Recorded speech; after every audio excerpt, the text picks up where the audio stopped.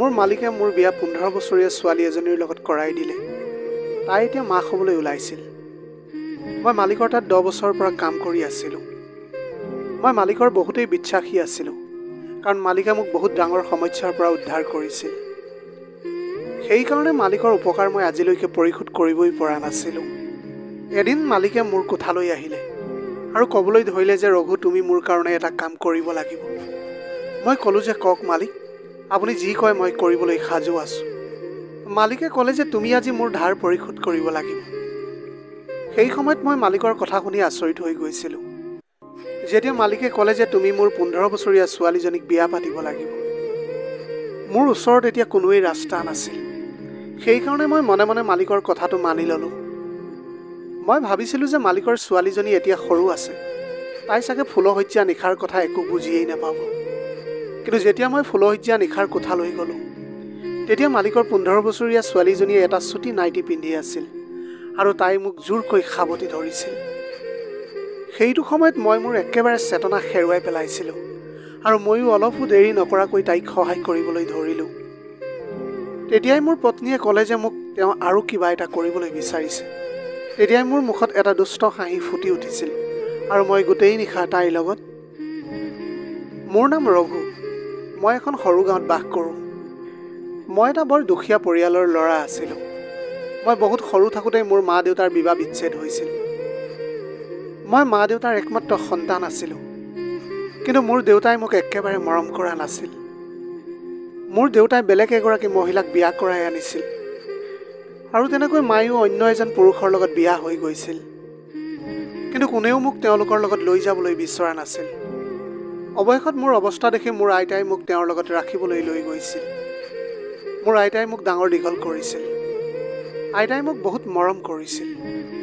আমি বহুত দুখীয়া আছিলোঁ কাৰণে মই পঢ়া শুনাও ভালকৈ কৰিব নোৱাৰিছিলোঁ। আইতাৰ ওচৰত অলপ জমা টকা আছিল, যাৰ পৰা আমাৰ ঘৰখন কোনোমতেহে কিছুদিন চলিছিল। মই আইতাৰ লগত থকা সম্পূৰ্ণ 18 বছৰ হৈছিল আৰু মোৰ বয়সো এতিয়া 18 বছৰেই হৈছিল।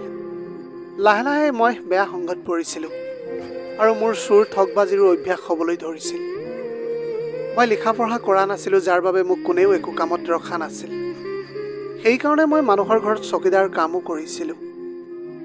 এনেকুৱা নাছিলে যে মই এই কাম ফূৰ্তিৰ বাবেহে কৰিছিলোঁ।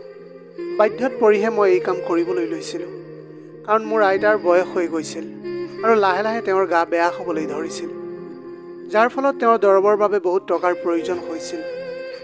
মোৰ ওচৰত সেই সময়ত কোনো টকা নাছিল। মই মাক ফোন কৰিলেও তেওঁ কেতিয়াও আইতাৰ ওচৰলৈ অহা নাছিল। তেওঁ এতিয়া নিজৰ জীৱনত মগ্ন আছিল। সেইকাৰণে তেওঁ কেতিয়াও মোক আৰু আইতাৰ ফালে ঘূৰিও চোৱা নাছিল। ইফালে আমাৰ ঘৰৰ মানুহৰ পৰাও একেবাৰে সহায় পোৱা নাছিলোঁ, কাৰণ মই আগতে লোৱা তেওঁলোকৰ পইচা এবাৰো উভতাই দিয়া নাছিলোঁ। মই সদায় তেওঁলোকক কৈছিলোঁ যে সময় আহিলে মই সোনকালে আপোনালোকৰ ধাৰটো পৰিশোধ কৰি দিম, যাৰ ফলত লাহে লাহে মানুহবিলাকৰ ওচৰত মোৰ ধাৰবিলাক বাঢ়ি গৈছিল। তাৰপিছত মই বহু ঠাইত কাম বিচাৰিছিলোঁ, কিন্তু মই ক'তো ভাল কাম এটা বিচাৰি নাপালোঁ।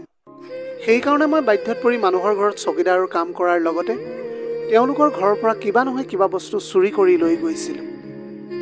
আৰু এনেকৈ কাম কৰি কৰি মোৰ এবছৰ পাৰ হৈ গৈছিল। কোনেও মোৰ এই সত্যতাটো গম পোৱা নাছিল। কিন্তু এটা সময়ত মোৰ এনেকুৱা হৈ গৈছিল যে যিটোৱে গোটেই মোৰ জীৱনটোকে সলনি কৰি পেলালে। কাৰণ এদিন সন্ধিয়া মই এটা ডাঙৰ ঘৰত ডিউটি কৰি আছিলোঁ আৰু তেতিয়াই মোৰ বন্ধু এজনে আহি মোক ক'লে যে সোনকালে ঘৰলৈ ব'ল, তোৰ আইতাৰ গাটো বেয়া হৈছে। আইতাৰ কথা শুনাৰ লগে লগে মই কাম এৰি ঘৰলৈ বুলি দৌৰিলোঁ। যেতিয়া মই ঘৰ গৈ পালোঁগৈ, তেতিয়া দেখিলোঁ যে আইতাৰ গা বহুতেই বেয়া হৈ গৈছিল। তেওঁক এতিয়া সোনকালে হস্পিটেলত ভৰ্তি কৰোৱা হ'ল। তেতিয়া ডাক্তৰে পৰীক্ষা কৰি ক'লে যে তেওঁৰ নিমনিয়া হৈছে, যাৰ বাবে তেওঁ কিছুদিন হস্পিটেলতে থাকিব লাগিব। যেতিয়া মই ডাক্তৰক ফিছৰ কথা সুধিলোঁ, তেতিয়া ডাক্তৰজনে ক'লে যে এখেতে অতি কমেও আমাৰ হস্পিটেলত 5 দিন থাকিব লাগিব আৰু সেই 5 দিনৰ বাবদ আপুনি 50,000 টকা ফিজ ভৰিব লাগিব। ইমান টকাৰ কথা শুনি মই আচৰিত হৈ পৰিছিলোঁ। এতিয়া মই মোৰ আইতাক একো হ'বলৈ দিব বিচৰা নাছিলোঁ, কাৰণ তেওঁই মোৰ একমাত্ৰ সাৰথি আছিল।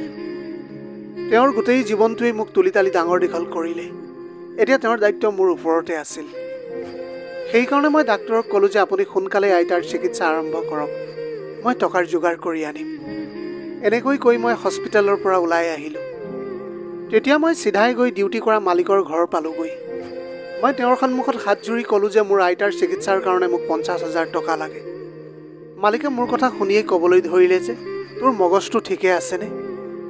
তই এতিয়া যিমান টকা খুজিছ ইমান টকা তোৰ 5 মাহৰ দৰমহাও নহ'ব। মই ক'লোঁ যে মোৰ এতিয়াই বহুত প্ৰয়োজন হৈছে, মই বহুত সোনকালেই আপোনাক টকাখিনি উভতাই দিম। কিন্তু সেই নিৰ্দয় মালিকজনে মোক ক'লে যে নাই মই তোৰ দৰে চকীদাৰজনক ইমান টকা দিবলৈ নোৱাৰোঁ। এনেকৈ কৈ তেওঁ মোক তেওঁৰ ঘৰৰ পৰা উলিয়াই দিছিল। মই যিমান দিনৰ কামৰ টকা পাবলগীয়া আছিল সেয়াও মোক দিয়া নাছিল। এতিয়া মোৰ মূৰৰ ওপৰত সমস্যা আৰু বাঢ়ি গৈছিল।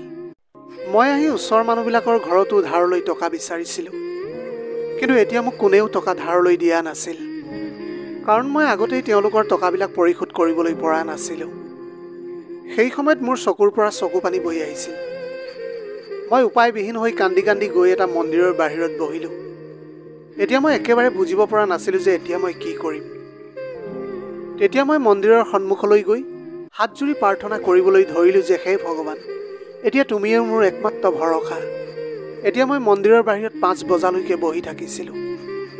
মন্দিৰৰ পণ্ডিতকেইজনেও বহু সময় ধৰি মোৰ ফালে চাই আছিল।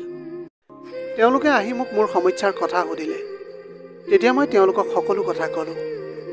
তেতিয়া পণ্ডিতকেইজনে ক'লে যে সকলো ঠিক হৈ যাব বোপা, ভগৱানৰ ওপৰত তুমি বিশ্বাস কৰা। তেনেকৈ কৈ তেওঁলোক তাৰ পৰা আঁতৰি গুচি গ'ল। তেতিয়াই কিছু সময়ৰ পিছতে এজন ওখ পাখ মানুহ মোৰ সন্মুখত আহি থিয় হ'লহি। তেতিয়া সেই ব্যক্তিজনে মোক ক'লে যে শুনিছোঁ তোমাৰ টকাৰ বহুতেই প্ৰয়োজন আছে, তুমি পণ্ডিতক তোমাৰ সমস্যাৰ কথাবিলাক কৈছিলা। সেই কথা শুনাৰ লগে লগে মই মানুহজনক ক'লোঁ যে কি লাভ আছে, মোক কোনেও সহায় কৰিবলৈ নিবিচাৰে।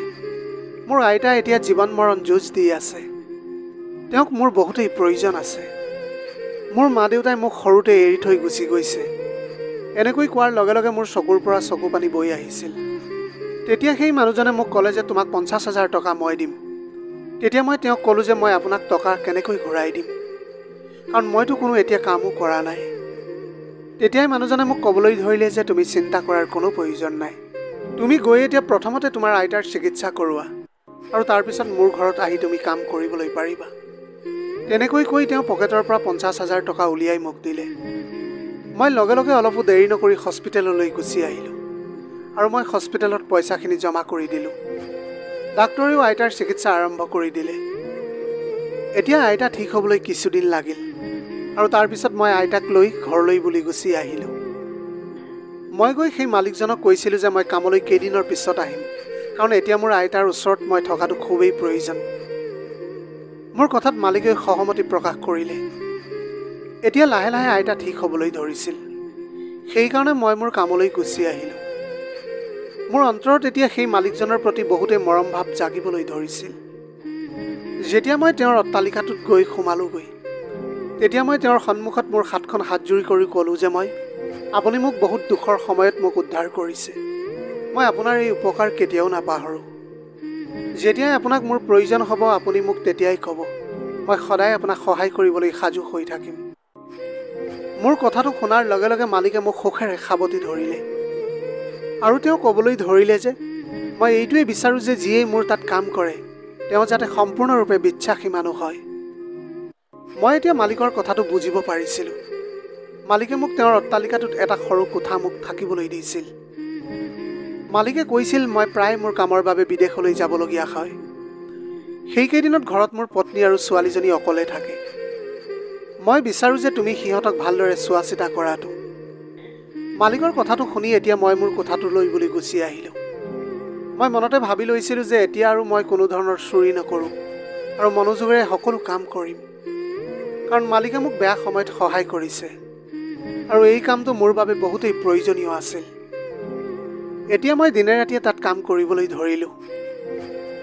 যেতিয়াই ঘৰৰ কিবা কাম কৰিবলগীয়া হয় মই তৎক্ষণাত গৈ কৰি দিছিলোঁ। লাহে লাহে মালিকে মোক গাড়ী চলাবলৈও শিকাই দিছিল। সেইকাৰণে যেতিয়াই মালিকনীয়ে ক'ৰবালৈ যাবলগীয়া হৈছিল তেতিয়া মই তেওঁক গাড়ীৰে লৈ গৈছিলোঁ। মালিকৰ ঘৰৰ বজাৰ কৰাৰ পৰা আদি কৰি ঘৰৰ সকলো কামেই এতিয়া মই কৰিছিলোঁ। মালিকে সেই সকলোবিলাক দেখি বহুতেই আনন্দিত হৈ পৰিছিল। এতিয়া লাহে লাহে মই মালিকৰ বিশ্বাসী হৈ পৰিছিলোঁ, কাৰণ তেওঁ সদায় দেওবাৰৰ দিনা মোক মোৰ আইতাৰ ওচৰলৈ পঠিয়াই দিছিল, লগতে আইতাৰ কাৰণে ফল মূলো দি পঠিয়াইছিল। লাহে লাহে মোৰ মালিকৰ প্ৰতি মৰম শ্ৰদ্ধাবিলাক বাঢ়ি গৈছিল। মালিকনীৰ ব্যৱহাৰো মোৰ লগত বহুতেই ভাল আছিল। মালিকনীয়ে খানা বনাবলৈ এজন চাকৰ ৰাখিছিল। মই মালিকৰ সেই চাকৰজনৰ চাল চলনবিলাক একেবাৰে ভাল দেখা নাছিলোঁ। তাৰ ওপৰত মোৰ সন্দেহ হ'বলৈ ধৰিছিল যেন সি কাম কৰাৰ চলেৰে চুৰহে কৰিবলৈ আহিছে। এদিন ৰাতি মই পানী খাবলৈ উঠিলোঁ। তেতিয়া মই দেখিলোঁ যে সেই চাকৰজনে আৰু এজনৰ লগত লগ হৈ ঘৰৰ বস্তুবিলাক চুৰি কৰিবলৈ ধৰিছে। সেয়া দেখি মই সিহঁতে গম নোপোৱাকৈ মালিকৰ কোঠালৈ গ'লোঁ আৰু মালিকক সকলো কথা কৈ দিলোঁ। তাৰপিছত মালিক আৰু মই পিছফালৰ দৰজাৰে সোমাই সিহঁতক হাতে লোটে ধৰি ৰছীৰে বান্ধি পেলালোঁ। তাৰপিছত মই পলম নকৰি পুলিচলৈ ফোন কৰি দিলোঁ। পুলিচে আহি সিহঁতক গ্ৰেপ্তাৰ কৰি লৈ গ'ল। তাৰপিছত সেই চোৰকেইজনে যিবিলাক বস্তু চুৰি কৰিবলৈ লৈছিল সেইবিলাক বস্তু আকৌ মই নিজৰ নিজৰ ঠাইত ৰাখি দিলোঁ। সেয়া দেখি মালিক বহুতেই আনন্দিত হৈ গৈছিল। তেতিয়াই মালিকে মোক ক'লে যে ৰঘু, তুমিতো মোৰ বহুতো বিশ্বাসী। যদি আজি এইটো সময়ত তুমি মোক নজনালাহেঁতেন তেনেহ'লে সেই চোৰকেইজনে আজি চুৰ কৰি ইয়াৰ পৰা গুচি গ'লহেঁতেন। সেই কথা শুনাৰ লগে লগে মোৰ মনটো বহুতেই ভাল লাগি গ'ল, কাৰণ মালিকে এতিয়া মোক আগতকৈ বেছি মৰম আৰু বিশ্বাস কৰিবলৈ লৈছিল। এই কথাটো ওচৰ পাজৰ সকলোৱে গম পাই গৈছিল যে মই মালিকৰ বহুতে বিশ্বাসী হৈ পৰিছোঁ। সেইকাৰণে মালিকে যি কাম কৰিলেও আগতে মোক সুধিছিল। এতিয়া এনেকৈ সময় পাৰ হৈ গৈছিল। এতিয়া মই মালিকৰ তাত কাম কৰা সম্পূৰ্ণ 10 বছৰ হৈ গৈছিল। এই 10 বছৰ কাম কৰোঁতে যেতিয়াই মোক টকাৰ প্ৰয়োজন হৈছিল তেতিয়াই লগে লগে মোক মালিকে দি দিছিল। তেওঁ কেতিয়াও মোক পইচাৰ কাৰণে মানা কৰা নাছিল। কিন্তু এতিয়া কিছুদিনৰ পৰা মালিকৰ কোঠাৰ পৰা চিঞৰৰ শব্দ শুনিবলৈ পাইছিলোঁ। সেই শব্দবিলাক শুনি মোৰ এনেকুৱা লাগিছিল যে মালিকৰ কিবা ব্যক্তিগত সমস্যা হ'ব। সেইকাৰণে মই সেই কথাবিলাকক বেছি গুৰুত্ব দিয়া নাছিলোঁ। কিন্তু লাহে লাহে মালিকৰ ব্যৱহাৰ বহুতেই খিংখিঙীয়া হৈ উঠিছিল। তেওঁ কথাই কথাই বহুতে খং কৰিবলৈ ধৰিছিল। সেয়া দেখি মই বুজিব পাৰিছিলোঁ যে মালিকে নিজৰ জীয়েকৰ ওপৰত কিবা কথাত খং কৰি আছে। কাৰণ যেতিয়াই মই তেওঁলোকক দেখিছিলোঁ তেতিয়াই তেওঁলোকে তৰ্ক কৰি থকা দেখিছিলোঁ। এদিন সন্ধিয়া মই খানা খোৱাৰ পিছত নিজৰ কোঠাত বাগৰি আছিলোঁ। তেতিয়াই মালিকে মোৰ কোঠালৈ আহিলে। তেওঁ মোৰ কোঠালৈ বহুত প্ৰয়োজনীয় কাম থাকিলেহে আহিছিল। কিন্তু আজি তেওঁ মোৰ কোঠালৈ কিয় আহিছিল সেই কাৰণটোহে মই একেবাৰে জনা নাছিলোঁ। তেতিয়াই মই মালিকক ক'লোঁ যে আপুনি মোক কোৱা হ'লে মই আপোনাৰ ওচৰলৈ গুচি গ'লোহেঁতেন। তেতিয়া মালিকে ক'লে যে নহয় ৰঘু, আজি মোৰ তোমাৰ লগত কিছুমান প্ৰয়োজনীয় কাম আছে। মই আজি তোমাৰ পৰা কিবা এটা বিচাৰি আহিছোঁ। সেই সময়ত মই অলপো দেৰি নকৰি মালিকৰ হাতত ধৰি ক'লোঁ, মালিক, আপুনিয়ে মোৰ জীৱনদাতা, আপুনিয়ে মোৰ জীৱন দিছে, আপুনি মোৰ পৰানো কি বিচাৰিছে? আপুনি মাত্ৰ মোক আদেশ দিয়ক। মই এনেকৈ কোৱাৰ লগে লগে মালিকে মোক ক'বলৈ ধৰিলে, মই বিচাৰোঁ যে তুমি মোৰ ছোৱালী সবিতাক বিয়া কৰোৱা। সেয়া শুনাৰ লগে লগে মোৰ চকু কপালত উঠিছিল। মই কিবা এটা ক'বলৈ লোৱাৰ আগতে মালিকে ক'বলৈ ধৰিলে যে মই সঁচাকৈ কৈছোঁ ৰঘু, মই কালিলৈ তোমাৰ বিয়াখন মোৰ ছোৱালীজনীৰ লগত কৰাই দিবলৈ বিচাৰিছোঁ। মোৰ এতিয়া সাহস অলপো নাছিল যে মই মালিকক কিবা এটা প্ৰশ্ন কৰিবলৈ পাৰিম। তেতিয়াই মালিকে মোৰ হাতত ধৰি ক'বলৈ ধৰিলে, ৰঘু, মই আজিলৈকে তোমাৰ পৰা একো বিচৰা নাই, কিন্তু এইটো সময়ত মোক তোমাৰ বহুতেই প্ৰয়োজন হৈছে। প্লিজ তুমি মোক মানা নকৰিবা। এইটো সঁচা আছিল যে মালিকে মোৰ পৰা আজিলৈকে একোৱেই বিচৰা নাছিল। সেইকাৰণেহে মই মনে মনে কথাটো শুনি থাকিবলগীয়া হৈছিল। পিছদিনা তেওঁ তেওঁৰ ছোৱালীক মোৰ লগত বিয়া পাতি দিলে। কিন্তু তেওঁৰ ছোৱালীয়ে মোৰ লগত বিয়া হ'বলৈ একেবাৰে বিচৰা নাছিল। সেয়া মই ভালকৈ দেখিবলৈ পাৰিছিলোঁ। বিয়াৰ পিছত মালিকে মোক মোৰ পত্নীৰ কোঠালৈ পঠিয়াই দিছিল। এতিয়া এইখন ঘৰত মোৰো স্থান সলনি হৈ গৈছিল। এতিয়া মই এই ঘৰখনৰ চাকৰ হৈ থকা নাছিলোঁ। এতিয়া মই এই ঘৰখনৰ জোঁৱাই হৈ পৰিছিলোঁ। কিন্তু এতিয়া মোৰ এই কোঠাটোলৈ যোৱাৰ একেবাৰে সাহস হোৱা নাছিল। যেতিয়া মই লাহে লাহে কোঠাটোলৈ সোমাই গ'লোঁ তেতিয়া দেখিলোঁ যে মোৰ পত্নীয়ে কাপোৰ সলাই বহি আছিল। তাইৰ হাতত মোবাইল ফোন এটাও আছিল। যেতিয়াই মই তাইৰ ওচৰলৈ গৈ বহিলোঁ তেতিয়াই তাই চিঞৰি উঠিল, ক'বলৈ ধৰিলে যে তুমি বেছি সুখী হৈ লাভ নাই। তোমাৰ নিচিনা এটাই কেতিয়াও মোৰ স্বামী হ'বলৈ নোৱাৰা। তুমি মাত্ৰ মোৰ চাকৰ আৰু সদায় নিজৰ স্থানটো তুমি কেতিয়াও পাহৰি নাযাবা। এনেকৈ কৈ তাই বাহিৰলৈ ওলাই গৈছিল। সেই কথাবিলাক শুনি মোৰ অলপো বেয়া লগা নাছিল, কাৰণ মই জানিছিলোঁ যে মই এজন চাকৰি। মইতো এই বিয়াখন মোৰ মাত্ৰ মালিকে কোৱাতহে মই কৰিছিলোঁ। তাৰ পাছত মই এখন চাদৰ লৈ সোফাখনতে গৈ শুই পৰিলোঁগৈ। ৰাতিপুৱা দেখিলোঁ যে মোৰ পত্নী গভীৰ টোপনিত শুই আছে। মোৰ বাবে তাইৰ পত্নী আছিল যদিও মই তাইৰ বাবে এজন চাকৰি আছিলোঁ। মোৰ পত্নী শুই থাকোঁতেও দেখিবলৈ বহুত ধুনীয়া লাগিছিল। মই নিবিচাৰিলেও তাইৰ ওচৰলৈ গ'লোঁ। মই ওচৰলৈ যোৱাৰ লগে লগে তাইৰ টোপনিটো ভাঙি গ'ল। তেতিয়া তাই চিঞৰি চিঞৰি কান্দিবলৈ ধৰিলে যে তুমি মোৰ লগত কিবা বেয়া কাম কৰিবলৈ লৈছিলা। মই তেতিয়া ক'লোঁ যে এনেকুৱা একেবাৰে নহয়, মই মাত্ৰ তোমাক জগাবলৈহে আহিছিলোঁ। এতিয়া আমি তেনেকৈ কথা পাতি আছিলোঁহে। সেইখিনি সময়তে তাইৰ ফোনলৈ মেছেজ অহা আৰম্ভ হৈ গ'ল আৰু মোৰ পত্নীয়ে সেই মেছেজৰ উত্তৰ দিয়াত ব্যস্ত হৈ পৰিল। মই তাৰ পৰা ওলাই আহি ফ্ৰেছ হৈ তললৈ আহিলোঁ। দেখিলোঁ যে ডাইনিং টেবুলত নানা ধৰণৰ নাস্তা বনাই সজাই থোৱা আছে। মই বাকী কাম কৰা মানুহবিলাকৰ লগত নাস্তা সজোৱাত সহায় কৰিবলৈ ধৰিলোঁ। তেতিয়া মালিকে মোক দেখি ক'বলৈ ধৰিলে, ৰঘু, তুমি এইবিলাক কি কৰিবলৈ ধৰিছা? তুমি এতিয়া এইখন ঘৰৰ জোঁৱাই। এতিয়া তোমাৰ এইবিলাক কাম কৰাৰ কোনো প্ৰয়োজন নাই। আজিৰ পৰা তুমি মোৰ লগতে কাম কৰিবা। সেয়া শুনাৰ লগে লগে সকলোৱে আচৰিত হৈ পৰিছিল।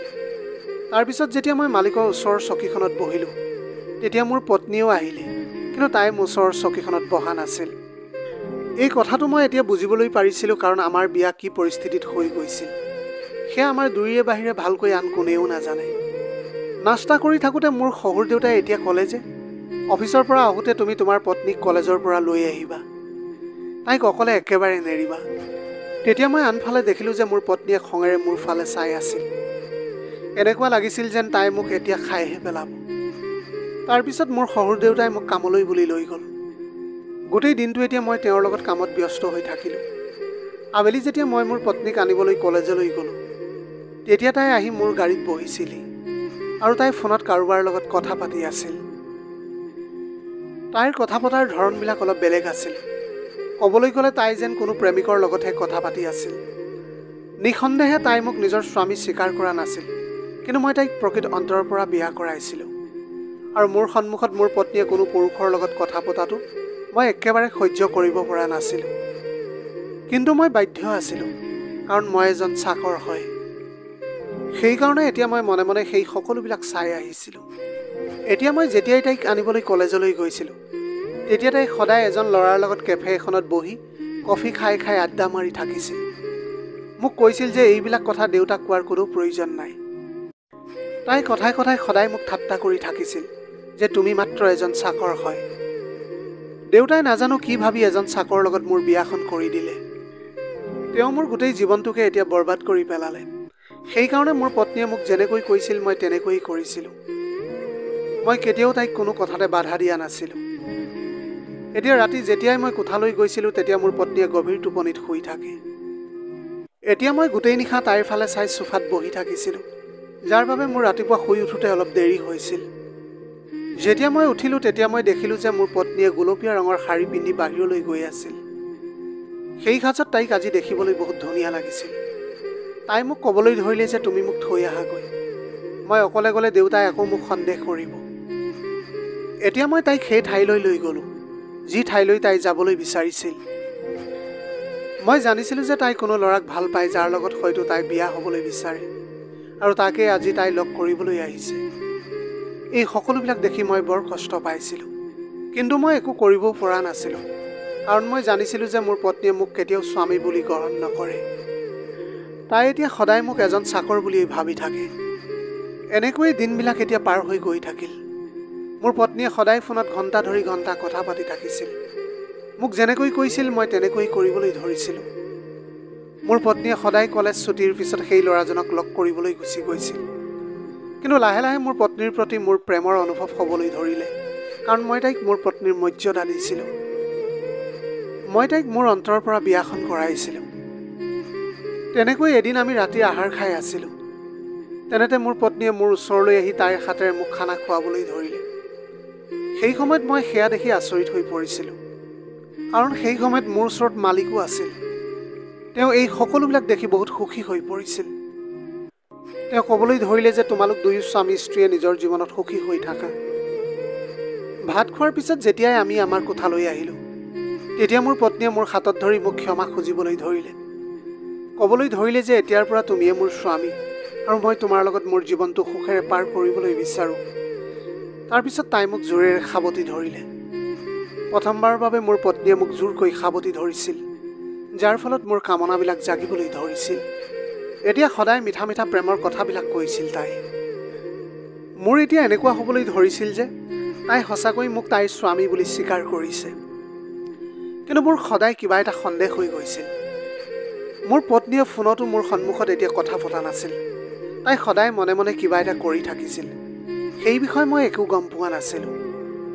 ৰাতি তাই মোক নিজৰ ওচৰত শুৱাইছিল আৰু মোৰ হাতখন তাইৰ হাতৰ মাজত লৈ প্ৰেম ভৰা কথাবিলাক পাতিবলৈ ধৰিছিল। এতিয়া লাহে লাহে কিছুদিন পাৰ হৈ গৈছিল। মোৰো মোৰ পত্নীলৈ সীমাহীন মৰমবিলাক জাগিবলৈ ধৰিছিল। মোৰো এনেকুৱা লাগিছিল যে তাই সঁচাকৈ মোক মৰম কৰিবলৈ ধৰিছিল। তাই সদায় মোৰ পচন্দৰ কাপোৰবিলাক পিন্ধিবলৈ ধৰিছিল। মই এইবিলাক দেখি এতিয়া আচৰিত হৈ পৰিছিলোঁ। সেইকাৰণে মই আনন্দ মনেৰে এই সম্পৰ্কটো স্বীকাৰ কৰি লৈছিলোঁ। এতিয়া মোৰ পত্নীয়ে যেনেকৈ কৈছিল ময়ো ঠিক তেনেকৈ কৰিবলৈ ধৰিছিলোঁ। এদিন মোৰ পত্নীয়ে মোক ক'লে যে মোক অলপ টকাৰ প্ৰয়োজন হৈছে। মই সুধিলোঁ যে কিমান টকা। তেতিয়া তাই ক'লে যে 10 লাখ টকা। ইমান টকাৰ কথা শুনি মই আচৰিত হৈ পৰিলোঁ। তেতিয়াই তাই মোৰ হাতত ধৰি ক'বলৈ ধৰিলে, মোৰ বান্ধৱী এগৰাকী মাকৰ বহুত জটিল বেমাৰ হৈছে, তাইক সোনকালে টকাৰ প্ৰয়োজন হৈছে। তেতিয়া মই তাইক ক'লোঁ যে তেনেহ'লে আমি এটা কাম কৰোঁ, আমি গৈ দেউতাৰ লগত কথা পাতি চাওঁ। তেতিয়াই মোৰ পত্নীয়ে ক'লে যে নাই নাই, মই দেউতাক এই কথা ক'লে তেওঁ লগে লগে মানা কৰি দিব। মই এনেও আগতেও বহুতবাৰ দেউতাৰ মনত বহুত কষ্ট দিছোঁ। মই আৰু দেউতাক কষ্ট দিবলৈ নিবিচাৰোঁ। ময়ো এইটো ভাবি চিন্তাত পৰিছিলোঁ যে এতিয়া কি কৰা যায়। তেতিয়া মোৰ পত্নীয়ে ক'লে যে তুমি এটা কাম কৰিবলৈ পাৰা, তুমিয়ে দেউতাৰ পৰা টকা ধাৰলৈ লৈ লোৱা। দেউতাক তুমি কৈ দিবা যে সেয়া তুমি তেওঁক উভতাই দিবা বুলি, আৰু মই জানো যে দেউতাই তোমাক আনন্দ মনেৰে টকাখিনি দিব। এনেকৈ কৈ তাই কান্দিবলৈ ধৰিছিল। মই ক'লোঁ যে তুমি কন্দাৰ কোনো প্ৰয়োজন নাই, মই সোনকালে দেউতাৰ লগত কথাটো আলোচনা কৰিম। এতিয়া এনেকৈ 2 দিন পাৰ হৈ গৈছিল। মোৰ মালিকৰ লগত এই বিষয়ে একেবাৰে কথা পাতিবলৈ সাহস হোৱা নাছিল। কিন্তু মই মোৰ পত্নীৰ স্বাৰ্থত কথা পাতিবই লাগিব। মই যেতিয়াই মালিকৰ ওচৰলৈ গৈ কথা পাতিলোঁ, তেতিয়া মালিকে ক'লে যে তুমি কথাষাৰ ভালকৈ ক'বলৈ কিয় নাই পৰা। তুমি আগতেও কোৱাহেঁতেন তেতিয়াও মই তোমাক টকা দিলোঁহেঁতেন। তাৰপিছত মালিকে মোক সুধিলে যে আচলতে তোমাক কিমান টকাৰ প্ৰয়োজন হৈছে।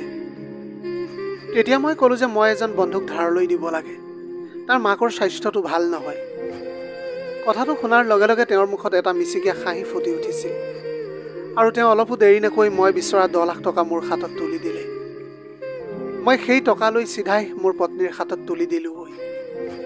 মোৰ পত্নীয়ে সেই টকা হাতত পাই বহুতেই আনন্দিত হৈ উঠিছিল আৰু তেওঁ সেই আনন্দতে তেওঁ মোক এগিলাচ গাখীৰ আনি দিছিল, যি খোৱাৰ পিছত মই গভীৰ টোপনিত শুই গৈছিলোঁ।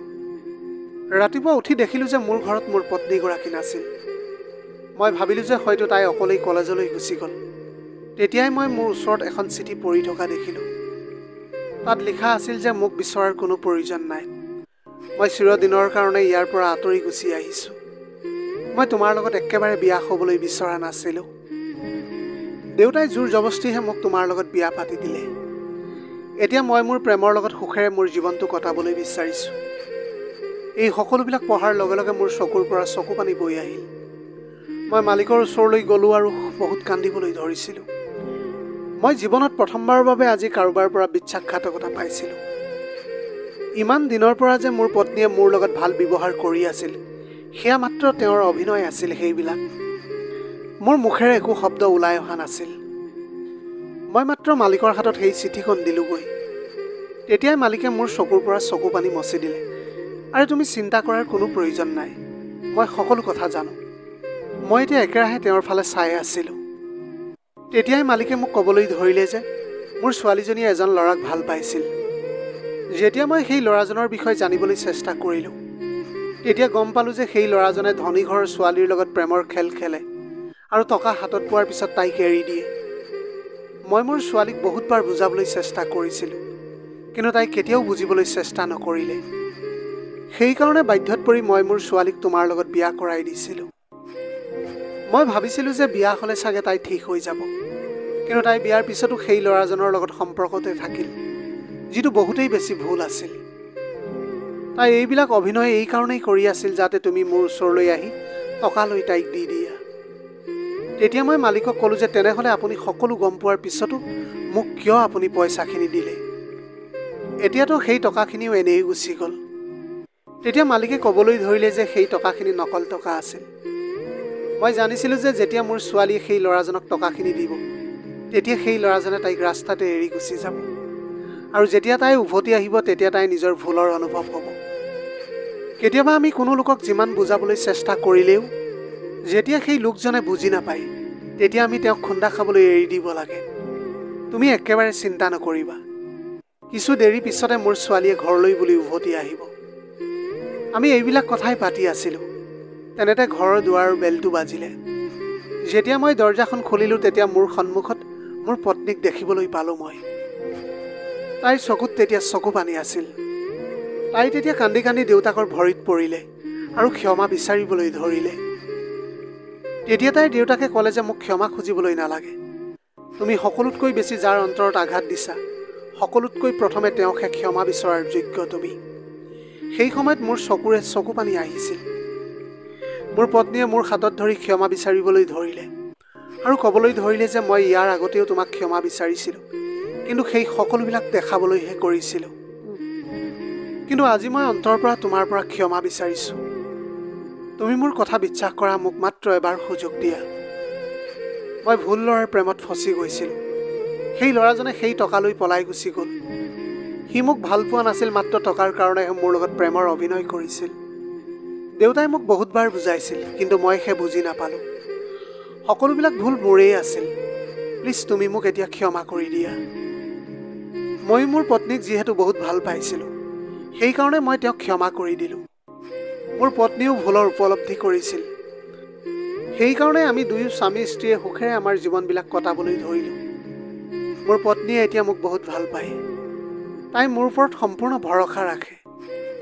ময়ো এতিয়া তাইক বিশ্বাস আৰু ভৰসা কৰিবলৈ লৈছিলোঁ। প্ৰিয় দৰ্শক, এয়াই আছিল আজিৰ কাহিনীৰ ভাগ।